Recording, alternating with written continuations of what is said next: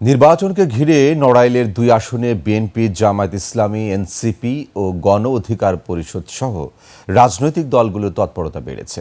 BNP সহ অন্য দলগুলো পিছিয়ে থাকলেও জামায়াত এবং ইসলামী আন্দোলন আসনগুলোতে প্রার্থী চূড়ান্ত করছেন তারা নিয়মিত গণসংযোগ। ফরহাদ খানের তথ্য ছবিতে ডেস্ক রিপোর্ট। একনল সোপ দেশের নম্বর 1 হালাল অ্যান্টিব্যাকটেরিয়াল সোপ, ন্যাচারাল ব্যাকটেরিয়ালাইসিসের সুরক্ষায় ফ্রেশ ও অ্যাক্টিভ সবসময়।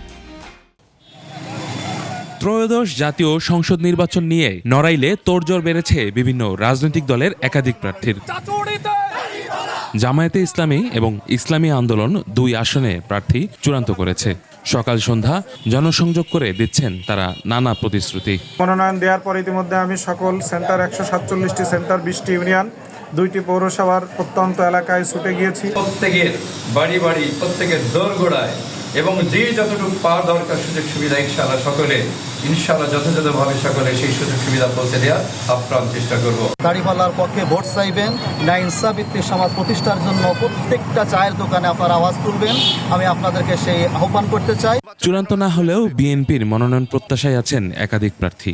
এ শিবিরে মনোনয়ন প্রত্যাশীদের প্রতিযোগিতা অভ্যন্তরীণ সমীকরণে বড় প্রভাব ফেলবে বলে মনে করছেন অনেকে। দিনের ভোট রাতে দিয়েছে, ইনশাল্লাহ রাতের ভোট আর দিনে দেওয়া লাগবে না, ইনশাল্লাহ দিনের বেলায় ভোট দিতে পারবে। নড়াইল একে কখনো তারা ভালো সংসদ সদস্য পায় নাই, যার জন্য এলাকা এত বেশি অনুন্নত যে বাংলাদেশের যে কোনো এলাকা থেকে পিছিয়ে আছে। প্রতিটি দফা মানুষকে বোঝানোর জন্য আমি চেষ্টা করে যাচ্ছি প্রতিনিয়ত। সাথে সবাই আছে, সবাই কাজ করবে এবং এটা আমার জন্য না, এটা করবে তারে দেওয়ার জন্য। জনতার মধ্যে কাজ করার জন্য আমরা লিফলেট বিরোধী থেকে শুরু করে সেমিনার, সিম্পোজিয়াম করছি। বিগত দিনে আন্দোলন সংগ্রামে নড়াইল, ঢাকা, খুলনা সহ যশোর যেখানে প্রয়োজন হয়েছে, দলের প্রয়োজনে দল যেখানে ডাক দিয়েছে সেখানে আমরা সক্রিয় অংশগ্রহণ করেছি। 31 দফার আলোকেই আমরা গণসংযোগ চালিয়ে যাচ্ছি।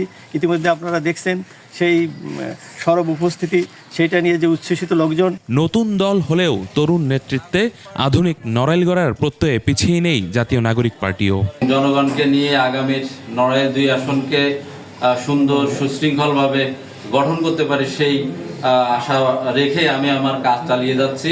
নড়াইলের দুই আসনে মোট ভোটার 6,74,864 জন। তারা চান সুষ্ঠু ও নিরপেক্ষ নির্বাচন। ইউসুফ হাসান নাইম, 21 টেলিভিশন।